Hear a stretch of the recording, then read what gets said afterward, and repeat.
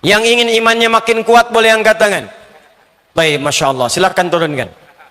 Saya tidak ingin kedatangan saya ke sini hanya sekedar duduk, ceramah, Anda dengar, langsung pulang. Saya tidak ingin seperti itu. Kalau Anda hanya ingin datang, duduk, mendengar, pulang, lebih baik Anda bisa belajar dengan siapapun. Saya tidak pernah datang ke majelis ilmu kecuali buat komitmen dengan seluruh jemaah, siap mengamalkan apa yang telah kita pelajari. Siap insya Allah? Mesti ada perbedaan antara datang dengan keluar. Mesti ada perbedaan antara masuk dengan pulang. Mesti beda. Karena itu tempat belajar dalam Al-Quran disebut dengan majlis. Jamaahnya disebut dengan majalis. Quran surah ke-58 ayat 11. Ya ayyuhalladzina amanu, iman. Idza qila lakum tafassahu fil majalis, majlis. Jika dikatakan padamu luaskan, share, luaskan tempatnya di majlis-majlis. Majlis berasal dari kata jalasa. Apa artinya jalasa? Bukan sekedar duduk. Asalnya bukan duduk. Asalnya berpindah tempat. Kalau Anda pindah dari karpet duduk, pindah ke kursi. Atau Anda berdiri, maka orang Arab akan mengatakan tafaddal ijlis. Pindah ke tempat yang lebih tinggi. Tapi kalau Anda sedang berdiri diminta duduk, pindah rendah.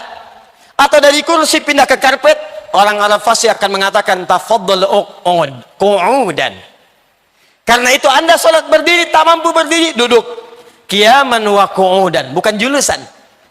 Tak mampu duduk, berbaring. Wa ala junubikum, berbaring. Berbaring sulit, bergerak. Bergerak sulit dengan isyarat mata. Berkedip. Berkedip sulit, jadi sholatkan. Karena tiba pada puncaknya. Tempat orang duduk, saat berdiri kemudian duduk, disebut maq'ad. Maq'adun jamaknya maq'id. Karena itu ketika dia beraktivitas pengen duduk santai disebut maq'ad. Orang pensiun disebut dengan taqa'ud karena aktivitasnya selesai. Tapi kalau duduk dia menempatkan dia mengangkat lebih tinggi dari sebelumnya. Mengangkat posisi lebih tinggi, lebih naik lagi, maka tempatnya berubah dari maq'ad menjadi majlis dari kata jalasa. Kenapa tempat belajar disebut majlis ilmu oleh Al-Quran? Seakan memberikan isyarat. Mesti ketika Anda hadir di pengajian, tempat belajar, mesti mengangkat Anda dari sebelum masuk sampai pulang. Mesti beda posisinya. Mesti terangkat. Apa yang pertama diangkat? Satu, iman. Yarfa'illahu alladhina amanu minkum. Kedua, ilmu. Walladzina utul ilma darajat. Karena itu ketika Anda masuk ke sini, belajar di majelis ilmu, ketika pulang iman kita mesti beda antara masuk dengan keluar. Mesti lebih kuat. Ilmunya mesti bertambah. Mesti paham. Kalau saya mengajar, Anda belajar dengan saya, tidak melekatkan diri Anda kepada Allah, tidak meningkatkan iman Anda, maka camkan kalimat saya ini. Tinggalkan saya dan cari ustadz-ustadz lain. Jika Anda belajar dengan saya, tidak menambah pengetahuan Anda, tidak meluaskan wawasan Anda, camkan kalimat saya. Tinggalkan saya, cari ustadz-ustadz lain. Karena saya tidak seperti yang diinginkan oleh Al-Quran. Mesti beda. Dan mustahil kita bisa meningkatkan iman dan ilmu, kecuali kita paham dan berkeinginan mengamalkannya. Karena itu turunlah kemudian Quran surah ke-9 ayat 122. وَمَا كَانَ الْمُؤْمِنُونَ لِيَنْفِرُوا كَافَّةً فَلَوْلَا نَفَرَ مِنْ كُلِّ فِرْقَةٍ مِنْهُمْ طَائِفَةٌ لِيَتَفَقَّهُوا فِي الدِّينِ. Cara belajar belum selesai. وَلِيُنْذِرُوا قَوْمَهُمْ إِذَا رَجَعُوا إِلَيْهِمْ لَعَلَّهُمْ يَحْذَرُونَ. Kata Allah, orang yang belajar pengetahuan pertama mesti belajar sampai paham. Jangan sampai kita belajar tidak mengerti apa yang kita pelajari. Awas, awas, awas, awas, awas. Ada sindiran tajam dalam Al-Quran. Kenapa mesti paham? Karena ilmu yang kita pelajari itu akan dipraktikkan dalam ibadah. Satu. Makanya disebut fikih, artinya paham. Karena itulah saat kita akan sholat, belajar dulu cara sholat, disebut fikih sholat. Fikih zakat, fikih haji. Maksudnya bukan sekedar belajar, belajar sampai paham. Coba lihat sindiran Al-Quran. Tajam sekali walaupun halus. Kata Allah, ada orang sholat bahkan tidak paham apa yang ia kerjakan dan ia lakukan dalam sholatnya. Ada orang sholat gak paham yang dia baca dalam sholatnya. Berapa ribu kali Anda ruku? Berapa ribu kali Anda sujud? Sudah berapa lama Anda sholat? Pertanyaan saya, dari sekian ribuan kali ruku dan sujud, berapa persen bacaan sholat yang Anda pahami? Jangan-jangan selama ini kita sholat, kita nggak ngerti yang dibaca. Ruku nggak paham yang diungkapkan. Sujud tidak mengerti yang dibacakan. Bagaimana sholat kita bisa khusyuk? Bagaimana sholat kita bisa nikmat? Yang kedua kata Quran, setelah kalian mengerjakan pengetahuan itu, maka pulanglah, amalkan ilmu kalian, sampaikan pada orang yang tidak belajar di kampung-kampung kita itu. Maka jika ada orang yang belajar seperti ini, paham, komitmen mengamalkan, maka status belajarnya sama dengan mujahid fi sabilillah. Karena ayat ini diturunkan untuk mengajak orang-orang yang sedang senang berjihad untuk diberikan alternatif pada jihad bentuk yang lain, yaitu jihad dengan ilmu. Sama persis kata Allah, yang berangkat ke medan perang, yang berjihad di medan perang, dengan yang belajar di majelis ilmu, maka nilainya sama-sama mujahid. Kalau wafat statusnya syahid, di surganya bersama Nabi SAW. Turun Quran surah keempat ayat 69. Wa may yuti'illaha war rasula fa ulaika ma'al ladzina an'ama Allahu 'alaihim minan nabiyyina was-siddiqina wasyuhada was-salihin wa hasuna ulaika rafiqa. Bisa ingin komitmen dulu? Siap insyaallah kita memahami? Siap mengamalkan? Ketika Anda mengatakan siap dengan keikhlasan hati kita, maka saat itulah status kita saat ini berubah menjadi mujahid fi sabilillah. Kalau wafat keluar majlis ini, seketika statusnya syahid syuhada. Masya Allah. Mau seperti itu? Jangan dulu, kita belum selesai taklimnya. Tapi kita tidak bisa memilih. Ya. Awas, sebelum saya lanjutkan, tapi saya ingatkan, jihad pun di medan perang bukan asal-asalan kemudian mengangkat senjata dan melukai orang. Karena jihad asalnya bukan menyerang, tapi lebih kepada membela diri dalam kebenaran dan kebaikan yang dibenarkan oleh agama. Diingat, kalau ada yang ngajak-ngajak, ayo bom orang, tembak orang, tusuk orang dalam suasana yang tidak dibenarkan, maka jangan ikuti. Karena resikonya itu sama dengan pesan kapling di neraka jahanam. Quran surah An-Nisa, surah yang keempat, ayat 92 sampai 93. Wa may yaqtul mu'minan muta'ammida fajazauhu jahannam wa ghadiballahu alaihi wa la'anahu wa 'adda lahu 'adzaban 'azima. Siapa yang sengaja merencanakan pembunuhan apalagi pada satu orang beriman, maka dia sama saja sudah pesan kapling di neraka jahanam. Dia akan mendapatkan murka Allah, dilaknat oleh malaikat, dan dijanjikan siksa yang sangat berlipat. Orang beriman mana yang pesan kapling di neraka jahanam? Makanya mustahil ada orang beriman meledakkan diri di jalanan. Mustahil ada orang beriman tembak sana tembak sini dengan kalimat Allahu Akbar, dengan kalimat dan suasana yang tidak dibenarkan. Ayo fokus ini. Apa saja amal soleh yang disebutkan oleh Nabi untuk menjelaskan petunjuk di Al-Quran supaya iman kita menguat. Al-Imam Al-Bukhari menghimpun di 57 hadis dalam kitabnya Al-Jami' At-Sahih Al-Bukhari, yang juga mengintisarikan keterangan-keterangan dalam Al-Quran. Perhatikan, setidaknya ada beberapa amalan-amalan pokok yang kalau dikerjakan akan meningkatkan iman, bahkan memunculkan kenikmatan iman yang disebut dengan halawatul iman. Satu, saya agak cepat langsung ke eksekusi amalan. Amalan yang paling pokok, satu, salat. Salat. Karena itu ketika Allah menyebutkan kalimat iman pertama dalam Al-Quran, setelahnya langsung bersanding dengan kalimat salat. Al-Baqarah ayat 3. Alladzina yu'minuna bil ghaib wa yuqimunas shalah. Dan kalimat imannya berubah jadi fi'il mudhari. Dari amanu jadi yu'minun. Silakan lihat. Biasanya Allah panggil ya ayyuhalladzina amanu, ya ayyuhalladzina amanu. Yang ini spesial. Begitu kita diminta mengerjakan salat, kalimat imannya berubah menjadi fi'il mudhari. Alladzina yu'minun, bukan amanu. Fi'il mudhari punya 3 arti. Lebih bergerak dibandingkan fi'il madhi. Dalam bahasa Inggris disingkat dengan present, continuous, dan future. Sekarang, terus menerus, dan sampai kapanpun.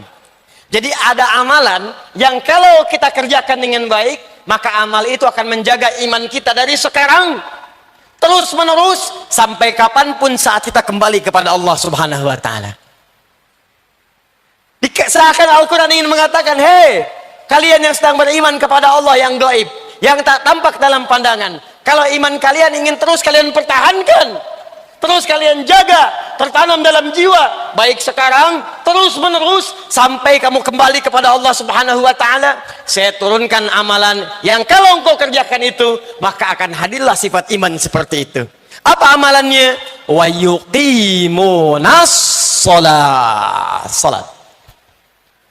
Karena itu cek, semua nabi yang pernah bertugas di bumi, semuanya salat.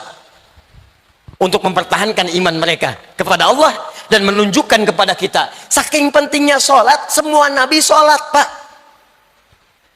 Di sholat itu ibadah pokok yang tidak hanya diperintahkan pada Nabi Muhammad SAW dan umatnya, tapi semua nabi yang pernah bertugas di bumi semuanya sholat. Nabi Musa sholat, buka Quran surah ke-20 ayat ke-14. Kata Allah, innani anallahu la ilaha illa ana fa'budni. Saya Allah, tidak ada Tuhan selain saya yang layak dipertuhankan, maka sembah saya. Bertanya Musa, bagaimana ya Allah cara menyembahmu? Wa aqimis sholata li dzikri. Tunaikan salat sebagai zikir kepadaku. Nabi Musa salat. Nabi Zakaria salat. Buka Quran surah ketiga ayat 38 sampai 39. Hunalika da'a Zakaria rabbah. Qala rabbi habli min ladunka dzurriyyatan thayyibah innaka sami'ud du'a. Di mihrabnya itulah kemudian Zakaria berdoa kepada Allah Rabbnya, ya Allah anugerahkan saya keturunan. Mereka mengatakan saya nggak akan punya keturunan karena saya terbatas. Saya minta kepadamu yang tidak punya batas dalam pemberian. Engkau pasti mendengar doa saya. Kapan doa itu disampaikan? Ayat 39-nya. Fanadatul malaikatu wa huwa qaimun yusalli fil mihrab. Annallaha yubashshiruka bi Yahya. Maka datang malaikat memberikan kabar gembira. Allah menjawab doamu. Kapan doa itu disampaikan? Saat beliau sedang sholat, masih berdiri dalam sholatnya di mihrab. Nabi Zakaria sholat. Nabi Isa alaihissalam, Yesus Al-Masih, Mesiah, Nabi Isa sholat. Buka Quran surah ke-19 ayat 31 sampai 33. Nabi Ismail alaihissalam, kakek moyangnya Nabi Muhammad SAW yang ke-29 sholat. Buka Quran surah ke-19 ayat ke-55. Bahkan beliau meminta keluarganya semua sholat. Wa kana ya'muru ahlahu bis-shalah. Urutkan sampai ke atas. Muhammad sallallahu alaihi wasallam bin Abdullah bin Abdul Muttalib bin Hashim bin Abdul Manaf bin Qusay bin Murrah bin Kilab bin Ka'ab bin Ghalib bin Fihr bin Malik bin Nadar bin Kinana bin Khuzaimah bin Mudrika bin Ilyas bin Nizar bin Mudar bin Ma'ad bin Adnan bin Addi bin Adri bin Muqawwam bin Nahur bin Talih bin Ya'rub bin Yasjub bin Nabit bin Ismail alaihissalam bin Ibrahim alaihissalam bin Azar atau bin Nahur bin Abir bin Kinan bin Arfakhshad bin Sam bin Nuh alaihissalam bin Mikhlail bin Matushalah bin Kinan bin Anwas bin Thith bin Adam alaihissalam. Kalau ditarik dari zaman Rasul Nuh alaihissalam sampai ke Muhammad sallallahu alaihi wasallam, maka muncul langsung satu ayat di Quran surah keempat An-Nisa ayat 163. Inna awhayna ilaika kama awhayna ila Nuhin wan nabiyina min ba'di. Muhammad, kami berikan wahyu kepadamu, wahyu yang sama ketika kami turunkan kepada Nuh saat diangkat menjadi Rasul dan nabi-nabi setelahnya sampai dengan kepadamu. Semua sholat. Dibayangkan semua nabi sholat. Anda bukan nabi, nggak sholat. Anda siapa? Makanya ketika kalimat iman disampaikan dengan kebahagiaan, qad aflahal mu'minun, masih ingat? Orang beriman akan bahagia. Kapan dia bahagia? Teruskan ayatnya. Alladzina hum fi salatihim khashi'un. Salat. Makanya saat panggilan salat dikumandangkan, kalimat bahagianya muncul. Hayya 'alas shalah. Anda bertanya, ya Allah, kenapa saya mesti salat? Perhatikan jawaban Allah. Lewat suara muadzin itu. Hayya 'alal falah. Falah. Saya panggil kamu sholat supaya kamu bahagia. Supaya kamu sukses. Kamu nggak sholat semuka langit dan bumi, tidak akan menurunkan status saya sebagai Tuhan. Kamu sholat itu bukan saya yang butuh, kata Allah, kamu yang butuh. Makanya ketika Anda diminta sholat, kalimatnya oleh Allah dibuka dengan kalimat minta. Punya masalah apa? Minta sini, minta. Dan kalimat imannya disebutkan. Quran surah kedua ayat 153. Paling kanan sebelah bawah di mushaf. Al-Baqarah ayat 153. Ya ayyuhalladzina amanu. Imannya dulu. Ista'inu bisabri was-sholah. Kalau punya masalah, sabar terima. Lalu datang kepadaku lewat sholat. Minta dalam sholat, aku kabulkan. Makanya setiap bacaan dalam sholat isinya doa. Dalam kitab fikih disebut as-sholatu ya doa. Sholat itu adalah doa. Jadi kalau kita sering sholat dengan baik, imannya terangkat, doanya dijawab, hidupnya nikmat sholat. Bagaimana cara sholat yang benar yang bisa menguatkan iman? Maka keluarkanlah semua jenis sholat yang disebutkan dalam Al-Quran dan hadis Nabi SAW. Ini kurikulum yang mau saya ajarkan. Yuk keluarkan semuanya. Kalau yang fardu nggak usah dicatat, yang fardu itu sudah otomatis. Jadi nggak harus dicatat lagi. Subuh, zuhur, asar, maghrib, isya, rumus telepon online terhadap Allah. Rumusnya 24434. Online dengan Allah. Anda online dengan makhluk hampir 5 menit sekali. Online dengan Allah diminta cuma 5 kali, itu pun telat. Anda online dengan kekasih, mama sebentar sayang, sinyalnya belum kuat. Gelisahnya luar biasa. Terlambat dengan Allah, online cuma 5 kali diminta sehari. Nggak ada kegelisahan itu. 24434. Dalilnya Quran surah ke-17 ayat 78. Quran surah ke-11 ayat 114.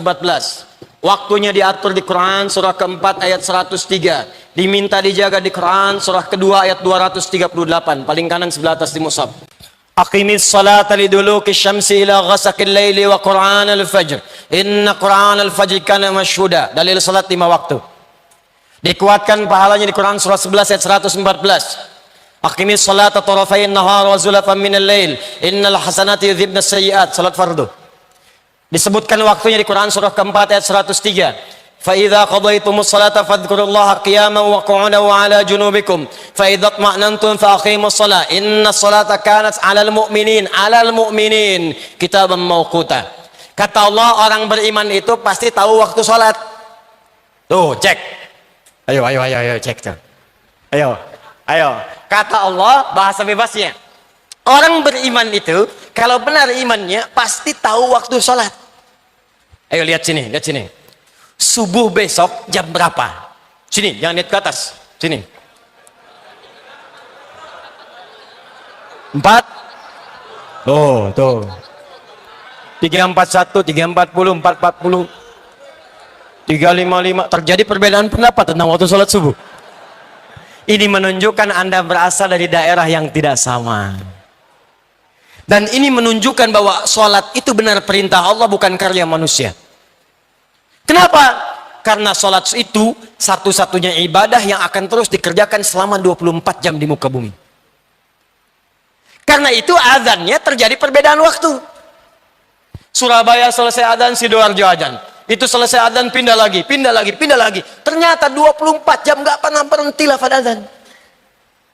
Di Mesir selesai azan, Libya azan selesai, Tunisia azan. Tunis selesai, Maroko azan. Maroko selesai, Aljazair azan. Nyebrang ke Mediterania, Italia, Spanyol, Perancis, terus 24 jam. Satu-satunya kalimat di muka bumi yang tidak pernah berhenti 24 jam azan.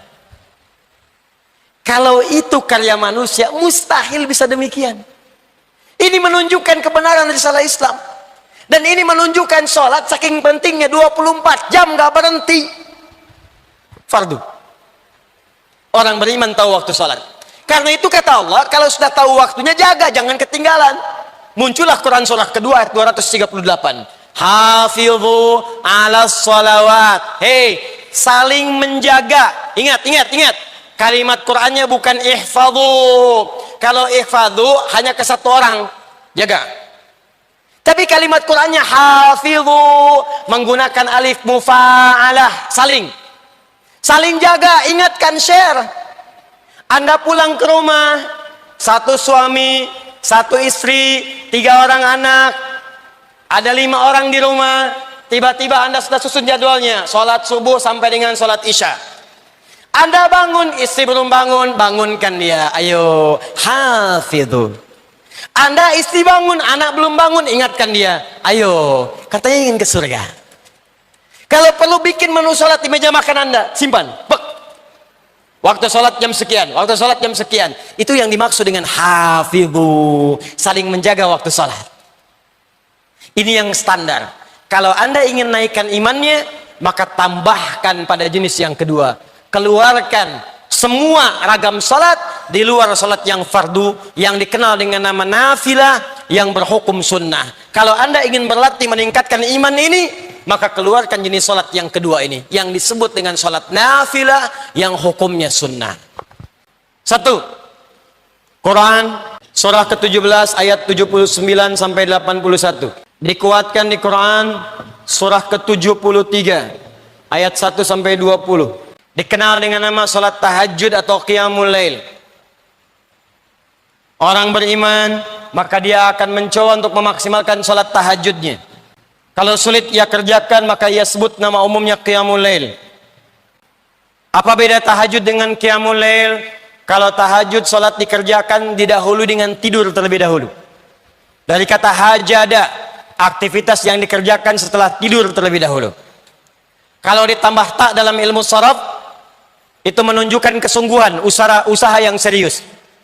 Kalau ada tak dalam sebuah kalimat, ini menunjukkan amalannya tidak mudah dilakukan. Kalau ditambah tasydid sebelum huruf terakhir, dari kata syiddah, sesuatu yang tidak mudah butuh motivasi 2 kali lipat. Karena itu ketika sholat disebut dengan tahajud, Allah ingin menggambarkan tidak mudah menunaikan sholat ini. Mesti butuh motivasi 2 kali lipat. Wa minal laili fatahajjad bi. Hei, dari sementara malam setelah kamu tertidur, siap rencanakan bangun malam. Itu nggak mudah, karena itu usahakan dengan sungguh-sungguh. Mau jam berapa Anda sholatnya? Tadi subuhnya jam 3.40 misal, maka Anda ingin tahajud jam 2:30, jam 2.30. Siapkan, siap-siap, pasang alarm dari 1:30. Kalau perlu alarmnya 3 kali. Jam 1:30, jam 2 kurang seperempat, jam 2 lewat seperempat. Alarm pertama mematikan alarm kedua. Alarm kedua matikan alarm ketiga. Alarm ketiga siap-siap menghilangkan kantuk dulu. Tahajud. Kalau Anda bekerja lelah, sulit bangun malam, maka kerjakan pilih yang kedua, qiyamul lail, nama umum. Nama umumnya. Qiyamul lail bisa dikerjakan sebelum kita tidur. Kerjakan 2 rakaat, kerjakan 4 rakaat, demikian seterusnya. Tahajud. Saya tidak bicara teknis dulu, saya bicara amalannya dulu. Yang kedua, keluarkan semua jenis sholat sunnah di siang harinya. Sebelum subuh ada 2 rakaat, rawatib keluarkan. Sebelum zuhur 4 rakaat. Setelah zuhur 2 rakaat. Sebelum maghrib, setelah maghrib 2 rakaat. Setelah isya 2 rakaat. Keluarkan sholat mutlaknya. Ada yang dekat dengan sholat fardu, ada yang jauh dengan sholat fardu. Syuruk, awal duha, pertengahan duha, akhir duha, sebelum asar 4 rakaat dari Ibnu Umar radhiyallahu taala anhuma. Sebelum maghrib kalau memungkinkan 2 rakaat. Sebelum isya 2 rakaat. Keluarkan semua jenis salat yang bisa kita kerjakan. Kalau mampu Anda lakukan ini, maka demi Allah saya katakan, saya tutup untuk bagian yang pertama ini, saya tutup. Jika mampu Anda istiqomah mengerjakan salat ini saja, saya belum bicara puasa, belum bicara zakat, belum bicara infak, baru sholat saja. Kalau benar Anda kerjakan ini dengan baik, maka akan terjadi perubahan dalam hidup Anda, maka muncullah kenikmatan iman yang pertama. Kalau di awal-awal Anda terlambat sholat fardu, perasaan biasa-biasa, maka setelah membiasakan yang ini, tertinggal sholat sunnah pun hati Anda akan gelisah. Subuh jam 3:40, Anda bangun jam 3:35, 5 menit sebelum subuh, begitu Anda bangun, ya Allah saya terlambat, padahal subuh aja belum, karena Anda terbiasa menunaikan sholat sunnah. Terjadi perubahan. Dan yang paling hebat, ketika imannya mulai meningkat, ketika kemudian maaf ibadahnya mulai meningkat, maka amal solehnya pun akan mulai muncul dalam hidupnya. Akan terjadi perubahan dalam hidup Anda. Maaf, pada pandangan yang tidak bagus sudah nggak senang lagi. Pada harta yang haram sudah nggak senang lagi. Riba sudah nggak senang lagi. Sogok menyogok sudah nggak senang lagi. Sekarang yang senang semua yang halal-halal. Salat, salat, salat.